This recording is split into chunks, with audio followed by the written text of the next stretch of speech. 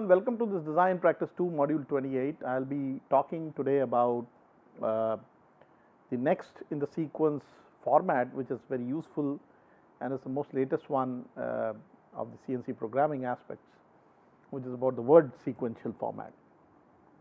As the name means or shows up in the format in exhibit 6.3, there are certain words which are used now so that there is no indexing as such or a column header which would be needed to study the column. The word itself gets to be a part of the code. For example, N indicates the line number, G indicates the proprietary code, X, Y, Z indicate their access positions, and the word F indicates feed, so on and so forth. So many words have been now put in instead of just numerals, and the advantage that such a representation has is that every time you don't have to refer as a programmer to the column header, or particularly for long programs, this is a big issue that the column headers have to be referred again and again, and it may not be on the same page. Okay, so this format changes the overall level of the inconvenience of usage related to the CNC programming. So this is a format that is virtually used by all modern controllers. Each type of word is assigned as address. It is identified by a letter code within this program, and the letter code specifies the type of word that follows, and then it's associated with the numeric data, which is again based on the controller capability. For example, the code T here is not mentioned in this particular exhibit, but there is a letter called T which would represent what is a tool number. So typically the words have been chosen in a manner so that it can index very well the purpose that is associated with a set of numerals where this is a part of. So a word in the form T01, for example, would represent tool number 1. Okay, so automatically it brings home the capability that about 100 tools can be accommodated with the controller capacity, which can start from T01 to T99. It automatically means that, but the fact that T as a subscript is there in that particular column doesn't leads to a situation where the column headers are avoided and you can have data offhand for anybody else to enter easily. So theoretically, with this approach, the words given in a block can be entered in any sequence. Okay, now because there are certain chains which are pulled up in the algorithm that is developed underneath the controller programming that is developed underneath, where whatever be the particular number is really based on the word, and so the word is a chain to a section which would lead to eventually the implementation of controller commands to the machinery, and so the controller should be able to interpret them correctly, and sequence may vary accordingly. So these are some of the commonly used words in such word address formats. You have F for feed rate command, G is preparatory function. There are a set of G codes which exist, which take care of a lot of preparatory steps associated with the machine motion axis. There is again circular interpolation command along the X, Y, and Z direction as I, J, K. The miscellaneous commands, there are sequence numbers. You can define an arc radius. You could also fix the spindle speed, also try to do tool selection and axis data along X, Y, Z axis, so on and so forth.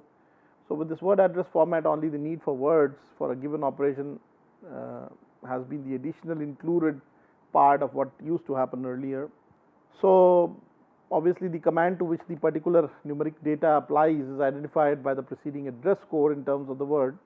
So it brings a sequence chain which would relate irrespective of wherever the word is placed in the sequence, the particular part of the program or the subroutine of the program which would be able to input the correct data. Word advantage, the word format has a certain advantage in terms of having more than one particular command in one block. So obviously you can use many commands.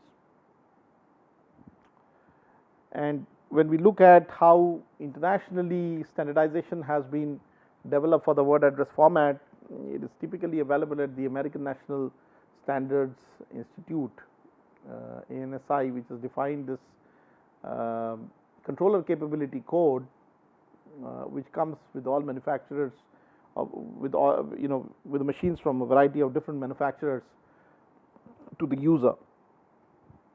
So the code mentions about the capability of a controller in terms of numbers it can handle. N4 typically looks at principal line identification number varying between 0000 to 9999. That's about 10,000 different numbers. Again, G2 again indicates 100 different numbers varying between G00 to G99. X, Y, and Z are having a controller capability of 0000.000. I think I had mentioned this, why this 4 and 3 are important. 3 places to the right of the decimal, 4 places to the left of the decimal, to all the way 9999.999. That's how much of different X graduations can be involved. Similarly, the same goes true for Y and Z, and even R radius. So you have capability of the controller to handle numbers up to this extent. It's about 10,000 different numbers, actually much more than 10,000. So 10 to the power of 8 actually numbers. 10 to the power 7 numbers, I'm sorry. When we talk about the controller range, you also have options for feed, which is between 0000 all the way to 9999. So 10,000 feed numbers. You have the option of so this is a certain controller that they are defining capability wise. Option of speed again, the tool option, which can define about 100 tools. Again, the controller way of understanding miscellaneous options from standpoint of 100 different miscellaneous operations, M00 to M99, and then these individual circular interpolation parameters, which are again linked up in a similar manner.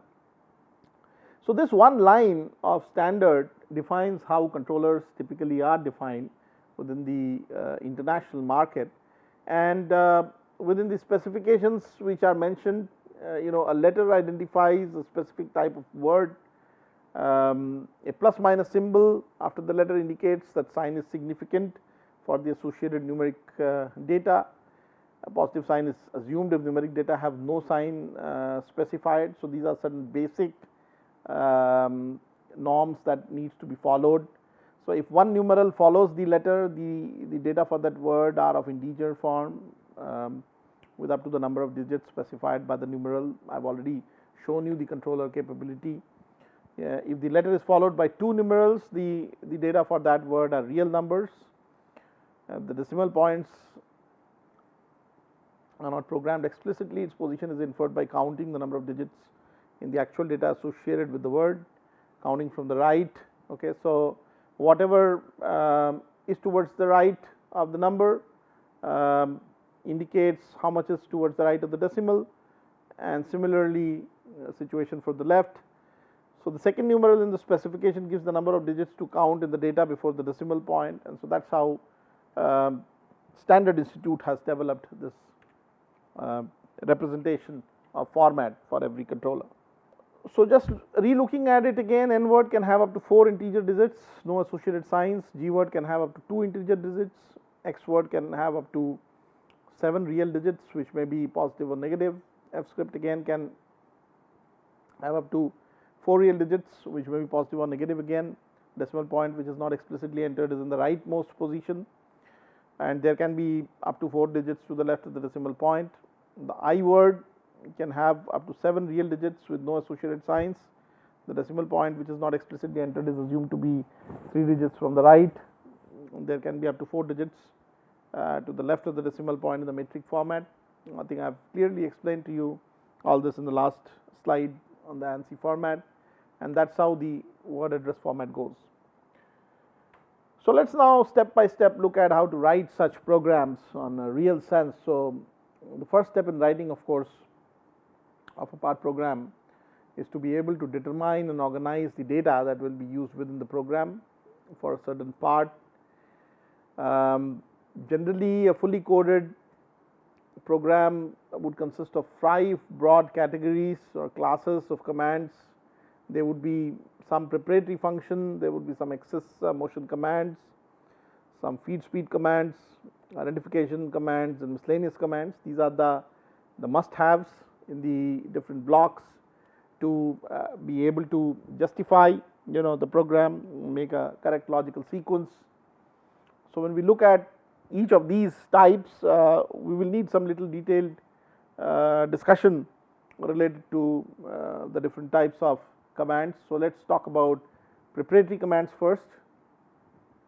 So what I didn't explain earlier, and I can probably take it up now, is that there are 2 different classes of commands, one called the modal command, another called the non-modal command, depending on whether the commands keep existing if not entered again, okay, or if not changed. So there is a counter, you have fixed some numbers, and the number keeps on being taken by the code every time.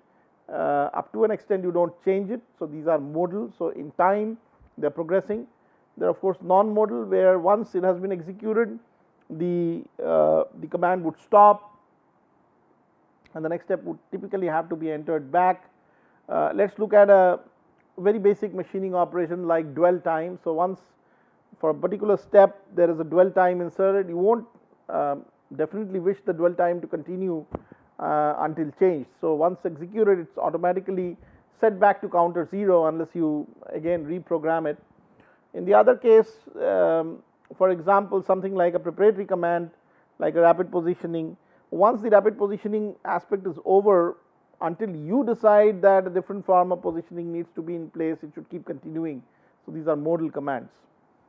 So most of the preparatory functions are modal, so they have to be changed if you want them to have different effects.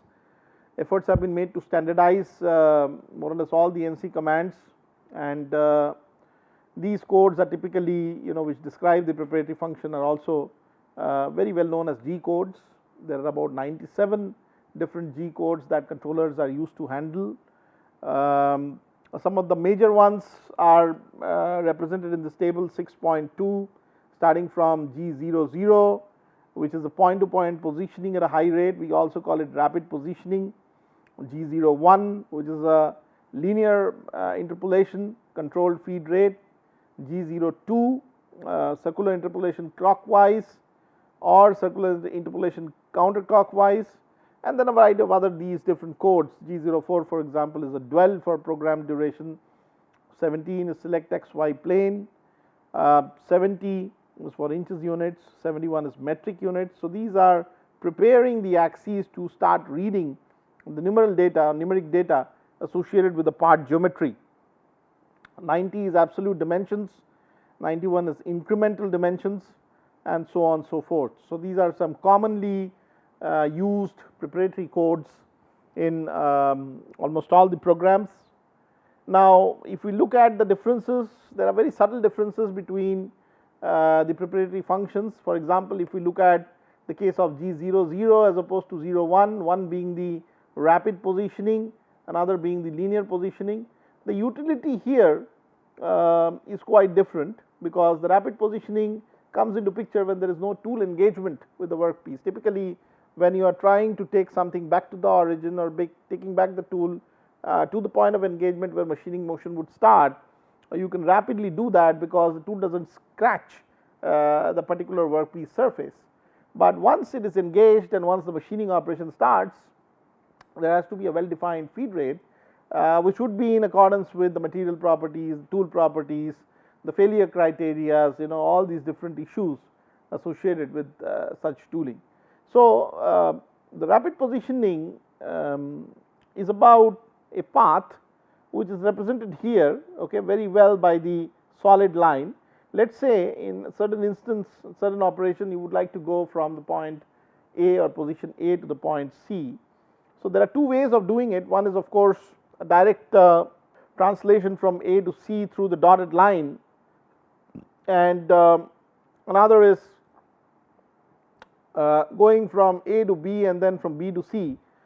The question that is asked normally is that which of these paths are more in terms of time and which may be more lesser in terms of time, and so it's really about utilizing controller capabilities. So when we are talking about this path definition through two different coordinates, namely the x and the y coordinate, what we mean is that there are two different spindles, one in the x direction which has a motor which will rotate and execute different values of x, and another in the y direction which will execute different values of y. So supposing the motors were to operate at full speed, then obviously the x will always be equal to y in that situation. However, the point C, as you can see in this figure, may not satisfy that criteria where x is equal to y, because C is slightly more towards the right on the x than on y if they were to move equally with respect to each other. And so therefore, best idea for minimum time arrival of a tool which were at point A to point C is to operate to an extent possible where x could be equal to y, okay, where the maximum speed or the full speed of both the motors could be initiated, and then once it reaches that point, namely B, where the angle here is about 45 degrees corresponding to x equal to y line, then you can actually switch off one motor and let only the excess motion be covered in the x direction, again at full speed. So time wise, in a NCXY table, it makes perfect sense if I say that the path ABC is more quickly traversed in comparison to AC. You can see the limitation in AC is that one of the motors will definitely, particularly in the x direction, has to be slower so that it reaches between A and C. So the question again comes into which one is a better motion, and so one from A, B, C is considered to be rapid positioning G00, and the one which is actually along the dotted line here is at a certain fixed rate. We can call this to be linear positioning G01. So these are certain subtle differences between the different G codes which are often on being visited by a programmer. Okay, so typically the rapid positioning is also known as point to point motion or point to point positioning, and the linear positioning is a rate driven, feed rate driven positioning system. Let us look at some other aspects which is about the circular interpolation G02 and 03. So as we all understand, G02 and 03 corresponds to whether the arc of a circle is described in the clockwise sense or the counterclockwise sense. It's a preparatory function to specify that the tool should be moved to a specified location. It differs definitely from G00 and 01 functions in that in this case the path followed by the tool is moving from target point to the target point in a circular manner. So there is a circular arc which is being described in order to reach the target, okay, starting from the current tool position, and you can move in a clockwise direction if you have G02. If it is G03, it can be the anti-clockwise direction, and so you should have an ending target position as well, provided an early position where early on where it started to execute the arc. So within the block in which G02 is programmed, for example, this right here shows a block N15 where this G02 comes up as a preparatory command. The center of the arc is given by specifying its location relative to the start of the arc through an appropriate combination of words I, J and K. In this case, for example, it has a certain x and y position which shows where it starts from. So these are the starting positions, namely x20, and so we have the end positions here at x20, y10 corresponding to the point B, up to which the arc has to be described, and we would like to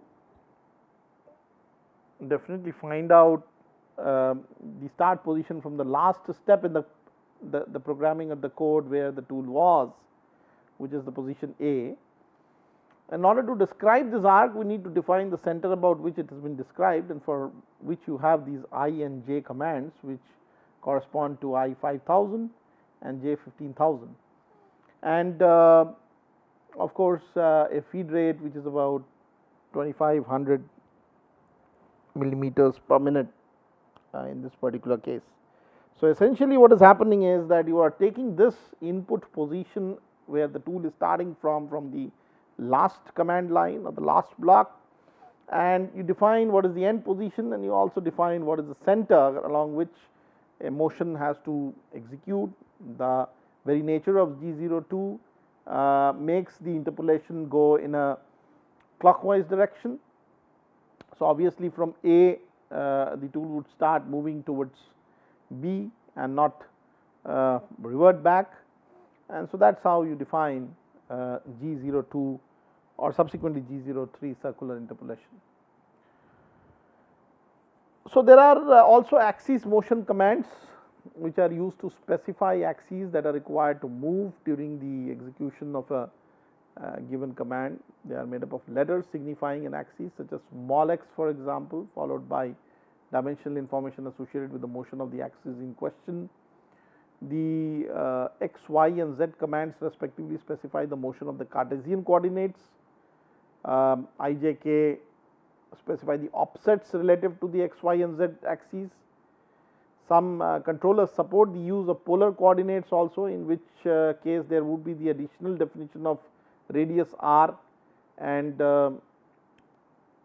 axes are used to specify the radial and angular directions also respectively.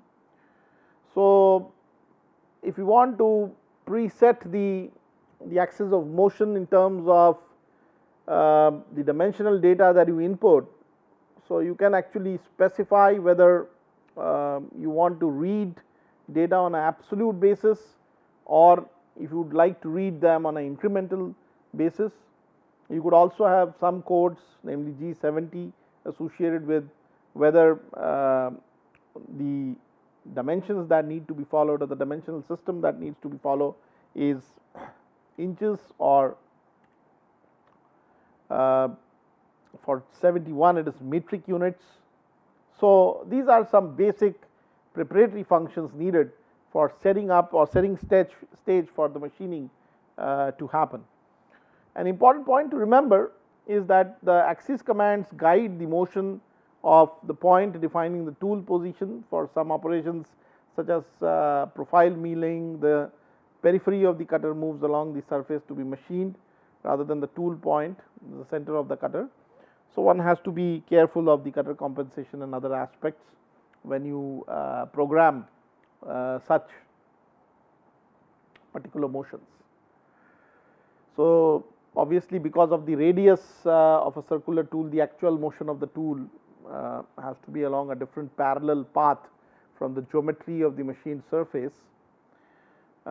This is typically known as a tool offset, because you are assuming that you are sitting as a programmer at the center of such a circular disc which has edges which are starting to engage with workpiece and perform cutting action, etc. So, most of the modern controllers though do have a compensation factor which you can put in, so that you can still assume yourself to be in contact with the workpiece profile, and the compensation factor automatically would generate a parallel path. But